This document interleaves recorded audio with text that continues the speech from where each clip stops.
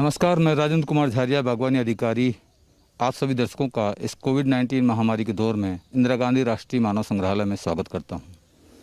जहां आप सभी संग्रहालय में आने से वंचित हैं, वहीं इंदिरा गांधी राष्ट्रीय मानव संग्रहालय ने ये ऑनलाइन श्रृंखला प्रारंभ की है। इसी श्रृंखला के तहत आज हम पुनीत वन स्थल पर आए हुए हैं। ये पुनीत वन प्रदर्शनी संग्रहालय की एक मुक्ताकाश प्रदर्शनी है, जिसमें विभिन्न राज्यों के पुनीत वनों को स्थापित किया गया है। हिंदुस्तान के सुदूर क्षेत्रों में लोग तथा जनजातीय समुदाय जिस प्राकृतिक वातावरण में रहते हैं, उन स्थलों को वे प्रकृति पूजा के रूप में उपयोग करते हैं। यही प्रकृति पूजा कहीं कहीं पुनीत वन के नाम से जानी जाती है। वास्तव में पुनीत वन अनेक प्रजातियों के वृक्षों का एक समूह होता है।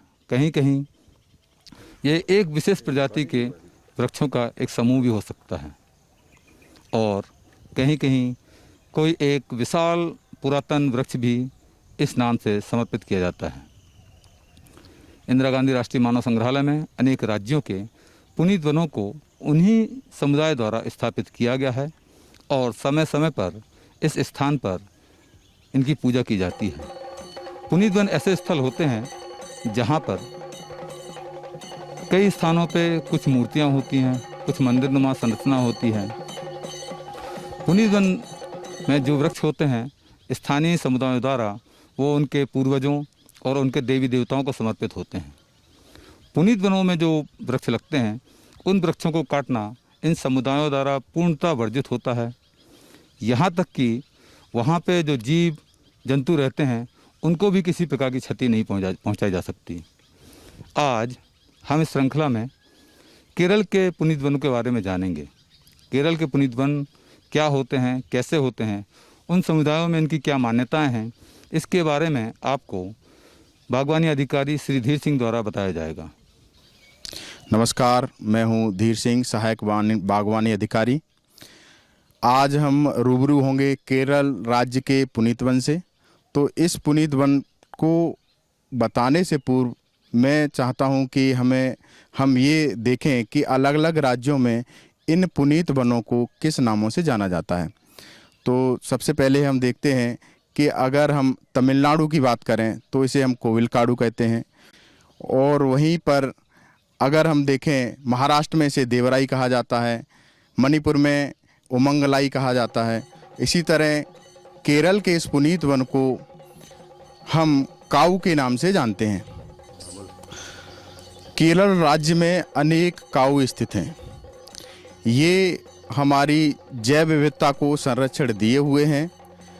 उसी तरह हम देखते हैं कि केरल राज्य में लगभग 2000 से अधिक काऊओं को संरक्षण प्रदान है। इन्हीं में आज हम जो खड़े हुए हैं, ये एरिया 2400 स्क्वायर मीटर है, जिसमें इसको बनाया गया है, इनको स्थापित किया गया है उन्हीं जनजातियों के द्वारा। उनके द्वारा यहाँ जो पेड़ लगाए गए हैं, वो वहीं से लाकर उन्हीं के रिवाजों के द्वारा इनको स्थापित किया गया है, इनको लगाया गया है। तो ये केरल में कुछ हेक्टेयर से लेके कुछ किलोमीटर तक भी हमें मिलते हैं। तो जो मानव संग्रहालय ने इनको स्थापित किया है, नागाथाटा की स्थापना की गई है। इसमें उनके जो कल्चरल प्रोग्राम होते हैं, उनके जो पूर्वज हैं, उनके जो देवी देवता हैं, उनकी आराधना करते हैं। आराधना करने का उनका तात्पर्य होता है कि हमारे जो फसलें हैं वो सुरक्षित रहें, अच्छा अन्न हमें मिले, हमारी फसलों की बढ़ोतरी हो, हमारे जो पशु हैं, हमारी जो हमसे संबंधित है, वो सुरक्षित रहें।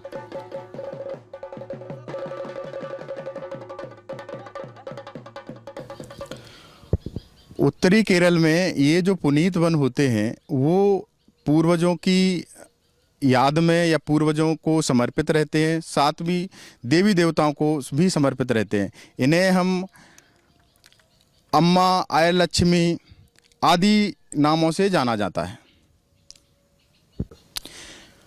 अब हम मिलेंगे अगले राज्य के पुनीत वन के बारे में रूबरू होने।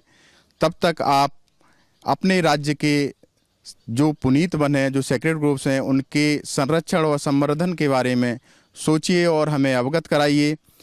घर पर रहिए, सुरक्षित रहिए। धन्यवाद।